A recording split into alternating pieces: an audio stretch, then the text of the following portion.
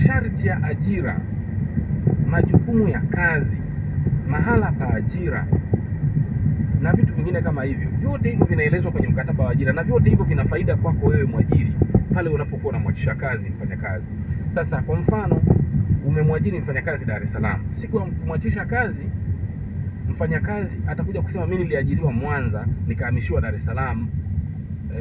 Wakati naajiriwa mimi nilitokea Mwanza, kwa hiyo mwajiri lazima anilipe gharama za kunirudisha mimi Mwanza na familia yangu. Utaingia gharama za kumlipa yeye, mke wake na watoto wake, pamoja na gharama za kusafirisha mizigo kwenda hadi Mwanza, wakati ambapo wewe ulimwajiria Dar es Salaam. Sasa na sheria ilivyo ni kwamba inataka mfanyakazi alipwe hizo stahiki. Hata kama yeye mfanyakazi atakuwa haendi Mwanza, lakini stahiki zake kama terminal benefits unawajibika kumlipa. Unaona hiyo?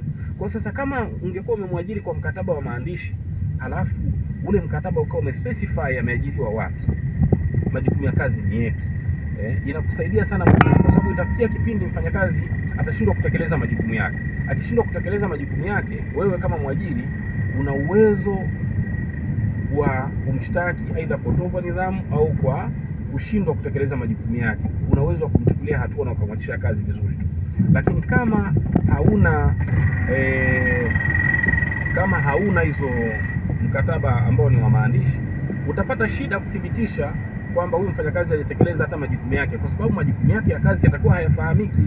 Na hata yeye mwenyewe ikiwa atavunja taratibu za kazi au sera ya ajira pale ofisini kwako, akafanya jambo ambalo ni kinyume na sera ya kampuni yako, unakuwa huwezi kumshtaki, huwezi kumchukulia hatua yoyote, kwa sababu hata ukimchukulia hiyo hatua, sheria inakutaka unapomchukulia hatua lazima utaje mfanyakazi yule amevunja kifungu gani cha sera. Kama ni sera ya ajira au kama ni kifungu cha mkataba wa ajira, lazima ukutaje kifungu ambacho mfanyakazi amekivunja. Sasa kama wewe hujampa mkataba wa ajira, uone kama wewe kama mwajiri ndio unakuwa una shida zaidi. Yaani unakuwa it's more detrimental kwako wewe kutokumpa mkataba wa ajira kuliko ambavyo ungeweza. Kama nasisitiza tu kwamba unachotakiwa wewe ukifanya kama mwajiri, unatakiwa utafute mtaalamu akuandalie mkataba wa ajira vizuri ambao utakulinda wewe na utamlinda mfanyakazi pale mtakapoamua kuvunja mahusiano yenu ya kiajira, muweze kuwa kwenye uhusiano mzuri na kila mmoja aweze kupata stahiki zake kwa mujibu wa sheria.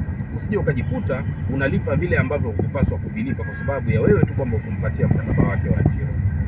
Mkataba wa ajira ni kitu cha muhimu sana, na kama kuna mtu anapaswa kusisitiza mkataba wa ajira ni mwajiri kuliko hata mfanyakazi. Yaani mwajiri anatakiwa kukomalia mkataba wa ajira kwenda kwa mfanyakazi kwa kiasi kikubwa sana kuliko hata mfanyakazi.